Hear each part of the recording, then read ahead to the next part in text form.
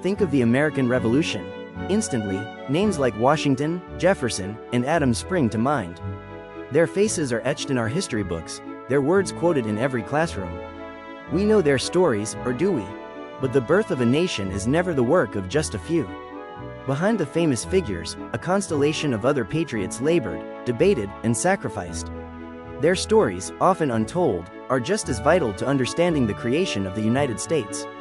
Imagine a symphony orchestra, where the violins take the melody, but the cellos, the horns, the percussion, each section is essential to the full, powerful sound. Today, we shine a light on three of these unsung heroes. Roger Sherman, the Master Negotiator, who signed every major document of the founding era. Robert Morris, the financier of the Revolution, who quite literally bankrolled the fight for independence. And George Mason, the champion of rights, whose bold ideas shaped the very Bill of Rights. Prepare to have your understanding of American history transformed. These are not just footnotes. These are foundational figures whose surprising contributions have been overshadowed for too long. Get ready to meet the other founding fathers and discover the untold story of how America was truly made. Let's talk about a record that's almost unbelievable in American history. 4 documents, 4 cornerstones of the United States. The Articles of Association, the Declaration of Independence, the Articles of Confederation, and the Constitution. Think about the sheer scope of that. And Roger Sherman? He signed every single one. But Sherman wasn't just a prolific signer, he was a master problem solver. Fast forward to the Constitutional Convention of 1787. Imagine the scene. Delegates locked in a bitter stalemate. The big states versus the small states, each refusing to budge on how representation in the new government would work. Tempers were flaring, the whole convention teetered on the brink of collapse. This was the crisis of representation. Larger states like Virginia argued for representation based on population, naturally giving them more power. Smaller states like New Jersey demanded equal representation for each state, regardless of size. It seemed impossible to reconcile. Think of it like trying to build a seesaw, but one side is loaded with bricks, and the other has feathers. It just won't balance, unless you find a clever way to adjust the fulcrum. Roger Sherman, representing Connecticut, stepped forward with that ingenious solution, the Connecticut Compromise. A bicameral legislature, 2 houses of Congress, the House of Representatives, where representation is based on population, satisfying the larger states. And the Senate, where every state gets equal representation, 2 senators each, protecting the interests of the smaller states. Suddenly, the seesaw balanced. The convention found its fulcrum. What made Roger Sherman such an effective negotiator? Part of it was his background. He wasn't born into wealth or privilege. He started as a shoemaker, a craftsman, working with his hands. He taught himself law, mathematics, and political theory, driven by sheer intellect and determination. This wasn't a Virginia planter or a Boston lawyer. This was a self-made man who understood the value of hard work and practical solutions. Sherman was known for his quiet demeanor, his logical mind, and his unwavering pragmatism. He wasn't a fiery orator or a grandstanding ideologue. He was the guy who could sit down with people on opposite sides, calmly listen to their arguments, and find common ground. He was a bridge builder, not a wall builder. Don't just take my word for it. Listen to what his contemporaries said. Thomas Jefferson described Sherman as a man who never said a foolish thing in his life. High praise from the famously intellectual Jefferson. And John Adams declared that Sherman was as honest a man as ever nature formed in her mold. These weren't just polite compliments, they were acknowledgments of Sherman's profound integrity and wisdom. Here's a bit of trivia you might not know. Roger Sherman wasn't just a politician and statesman. He was also a deeply religious man and served as the first mayor of New Haven, Connecticut. He juggled local leadership with national responsibilities, a testament to his dedication to public service at all levels. Roger Sherman's story is a powerful reminder that the American Revolution wasn't just fought on battlefields.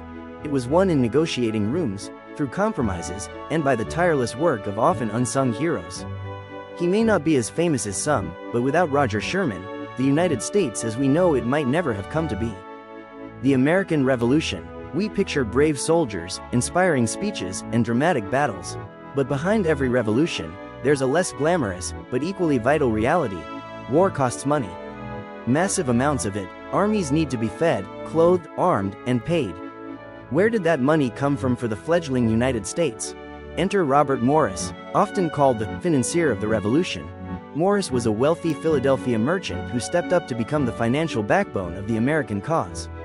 While Washington led the troops and Jefferson penned the words, Morris managed the money, the lifeblood of the Revolution. In 1781, when the financial situation was dire, Congress appointed Morris as Superintendent of Finance. It was a Herculean task. The government was nearly bankrupt, inflation was rampant, and faith in the currency was plummeting. Morris essentially had to create a financial system from scratch, in the middle of a war, with almost no resources. How did he do it? Through sheer ingenuity and relentless effort. Morris secured loans from France, persuaded states to contribute funds, not always successfully, and even used his own personal credit and wealth to guarantee loans and pay the army. He was a master of financial improvisation, constantly finding ways to keep the revolution afloat. This wasn't just about managing government funds for Morris, it was deeply personal. He risked his entire fortune, putting his own ships, property, and reputation on the line to support the revolution. He understood that financial collapse could doom the entire cause, so he acted decisively, even if it meant personal peril. Beyond immediate wartime financing, Morris had a long-term vision. He championed the creation of the Bank of North America, the first national bank of the United States. This institution was crucial for stabilizing the post-war economy and establishing a sound financial foundation for the new nation. Its impact would be felt for decades to come. Ironically, after the war, Robert Morris faced ingratitude and financial hardship.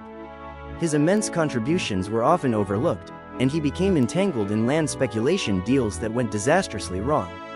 The man who saved the nation's finances couldn't save his own. The tragic irony culminated in Robert Morris being imprisoned for debt. The financier of the revolution, who had poured his own wealth into the nation, ended up in debtor's prison. It's a stark and sobering reminder that even immense contributions can be forgotten, and that fate can be cruel, even to heroes. Robert Morris's story is a cautionary tale, but also an inspiring one. It reminds us that even the most essential figures can be overlooked, and that true patriotism sometimes means immense personal sacrifice, even without guaranteed recognition. But his financial genius and unwavering commitment were indispensable to American independence. And his legacy, though sometimes overshadowed, deserves to be remembered. We cherish the Bill of Rights, the first 10 amendments to the Constitution, guaranteeing our fundamental freedoms. But the story of rights in America begins even earlier, with a document that blazed the trail: the Virginia Declaration of Rights, written primarily by George Mason in 1776. Think of it as the blueprint for the Bill of Rights, the seed from which American liberty grew. The Virginia Declaration was revolutionary for its time. It proclaimed that all men are by nature equally free and independent and have certain inherent rights, rights that governments cannot take away. It asserted the principle of popular sovereignty, that power ultimately resides in the people. These were radical ideas that would echo around the world.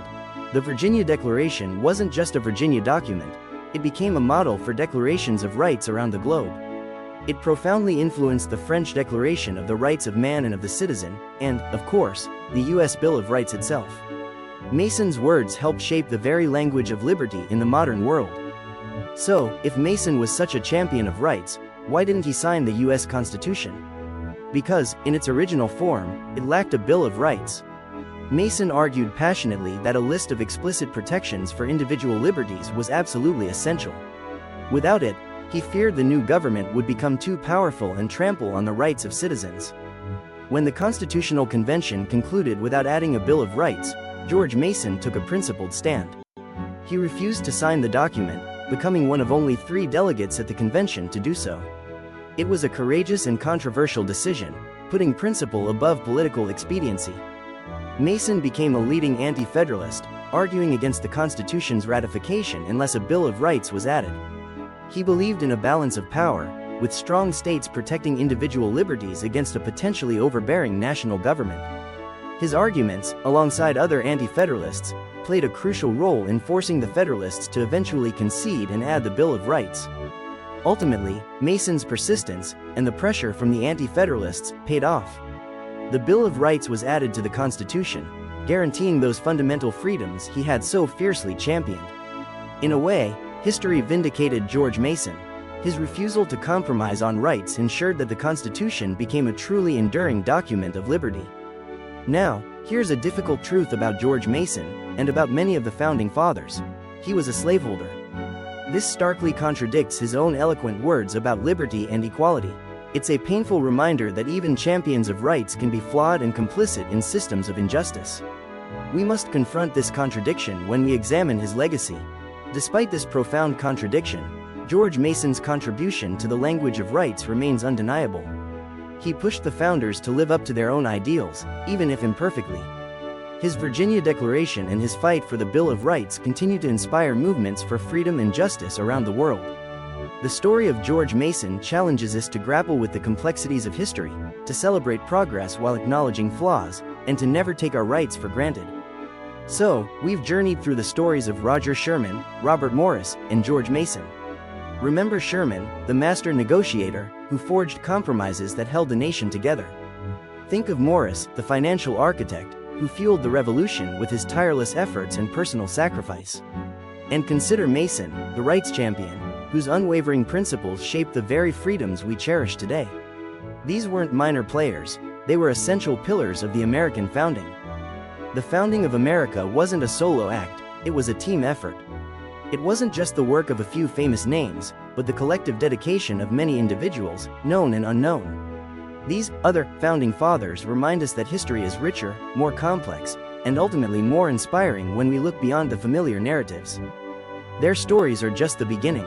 There are so many more untold stories from this era waiting to be discovered. We encourage you to delve deeper.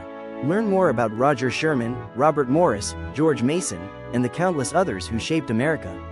Share this video with anyone who loves history or wants to understand the true origins of the United States.